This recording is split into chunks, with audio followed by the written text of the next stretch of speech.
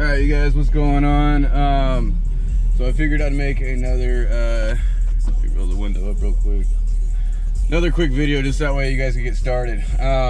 What brokerage should you use? I've used a couple of them, and I've kind of done my research and due diligence and narrowed it down to my top 2 favorite ones. If you want to just be able to invest quickly, pick your stocks and just throw money into the account and let it go, M1 Finance is the best way to do that. It does it off this like pie ideology, where you pick a percentage of what amount of money you want into each stock, how much you want to allocate to each stock, and it'll just kind of divvy it up. The other cool thing about M1 Finance is that it blanking right now. I guess it wasn't that important. Oh, M1 Finance, the other cool thing that they offer that I thought was cool is that they offer fractional shares. So you don't have to buy a whole share, whereas a lot of these other brokerages, they require you to do that. So my other favorite, the one that I personally use, is the TD Ameritrade Thinkorswim platform. And the reasoning behind that is, one, there's a local TD Ameritrade office, like, I think it's like 20 minutes.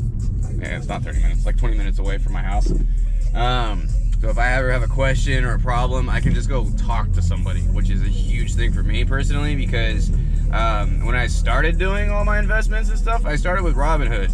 And if you know anything about Robinhood, they are absolutely terrible at customer service. I drove, and some of you are gonna laugh at this, I drove down to the Robinhood headquarters in Palo Alto, or as Menlo Park, I think, and they wouldn't even let me park in their parking lot. Like, I wanted to make a phone call, and they were like, no, you must leave, go.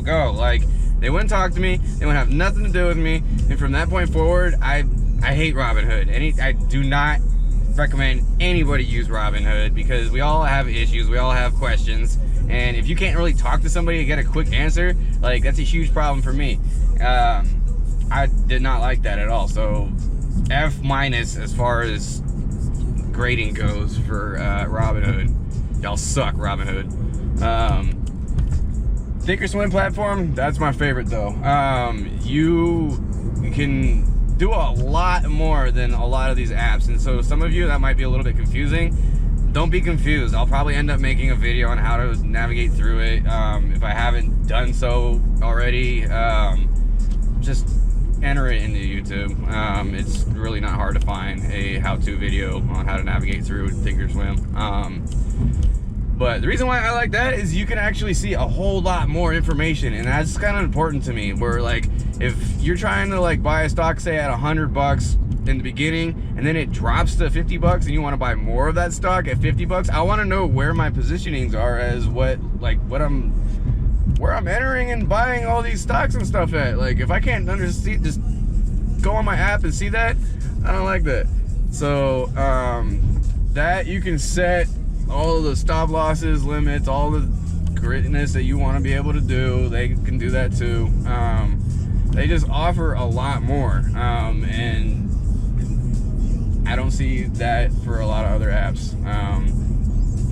M1 Finance, you can call them and get a hold of somebody. I think during market hours is what they do.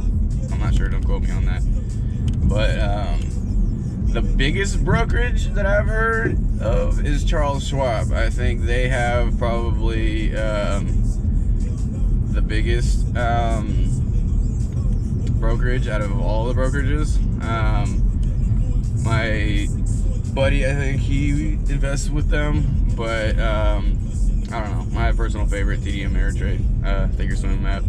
They have a ton of options, features, all kinds of stuff that you can do on the app. It's not hard to learn once you start getting into this stuff and start learning what you're doing. So in my opinion, if you're gonna go with any kind of brokerage, I would go with TD Ameritrade's Thinkorswim app.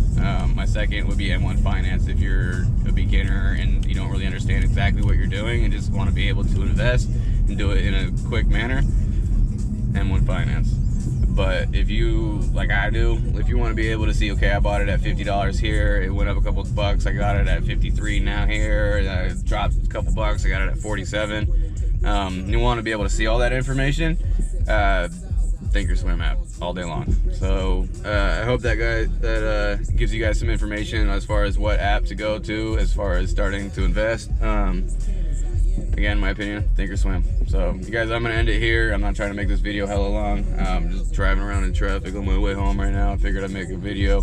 So yeah, go download whatever app brokerage you need to do or you're gonna use, and start investing. Oh, that was the other thing too. The other reason that I like M1 Finance, or not, M1 Finance, you can pretty much, I think it's like $100, something like that you put in. I'm not sure how much the Thinkorswim app was. I just tried putting $145 in and it took it. So I don't think, I mean, probably $100, same deal, that you need to put in to get started. And from there, you could probably buy your first stock or maybe even 2 stocks from there. Some of these stocks that I'm going to be telling you guys about are under $50. They're not super expensive. So yeah, in the next video, we're going to start going over that, and we will start getting this money, you guys. So here we go.